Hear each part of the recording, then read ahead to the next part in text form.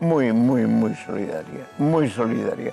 En tempos do Covid, aí demostrouse, non, realmente. Foron os momentos que lles chegou a todo o mundo, cando se fan as accións en grandes áreas comerciales e demais, eu ben pensei que os carritos iban a estar, se non vacíos, mediados, estaban cheos.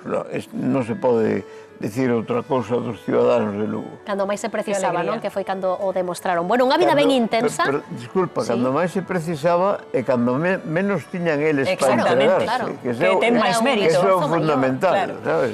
Estamos aquí vendo por detrás unha foto. Me gustaría que nos comentaras un pouco, porque unha vida ben intensa, a súa, na que a aviación tamén ten un papel fundamental, motivo polo cal tamén recibiu moitísimos recoñecementos, non? Contenos. Sí, pois un dos que me fai tanta ilusión como a medalla de Cruz Roxa, pois é a medalla do Ministerio de Defensa en aras a promoción do deporte aéreo. Fui un instructor de vuelo e esa que víamos aí era un avión acrobático propiedade miña, era propiedade miña. E os dous cativos que están encima, pois xa son os meus fillos, que tamén son pilotos en este momento, sí. Pois precisamente nesa faceta de piloto, e imos tirar agora de hemeroteca, Luís, foi na que te coñecemos neste programa, porque nesa vontade túa de sempre axudar aos demais, pois nos axudache de algún xeito a cumprir o soño dunha queridísima amiga do programa cando te deche esa voltiña en helicóptero coa nosa queridísima Filomena, que aí estamos vendo. Non sei se te lembras desa tarde, os nervios que tiña Filomena, o emocionada que estaba por cumplir ese soño. Bueno, como non me vou acordar, un día alguén me chamou porque había unha persona que tiña unha ilusión tremenda en volar helicóptero antes de fallecer, antes de morrer. Entonces, o primeiro que preguntei ante unha cousa desas é que anos ten?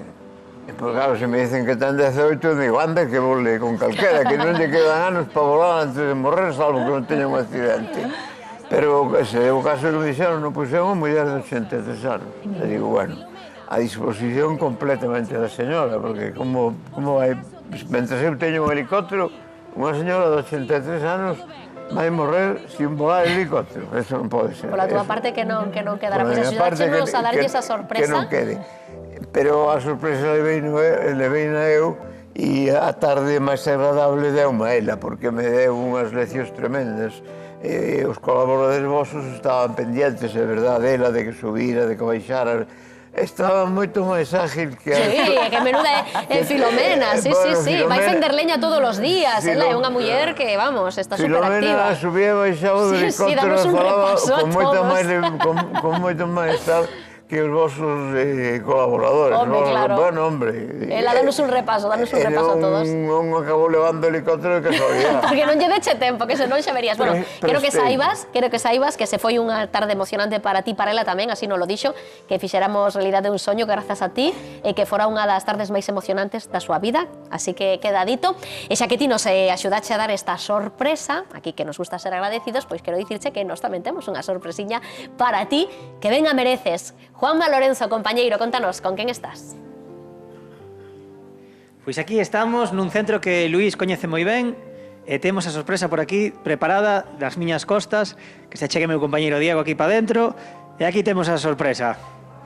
Hola! Pois é xente que coñece ben a Luís, estamos con Xavier, que é un voluntario de Cruz Vermella, e estamos con 4 usuarias, como Áurea, Carmen, Manola e Áurea. Aurora, a primeira é Aurora.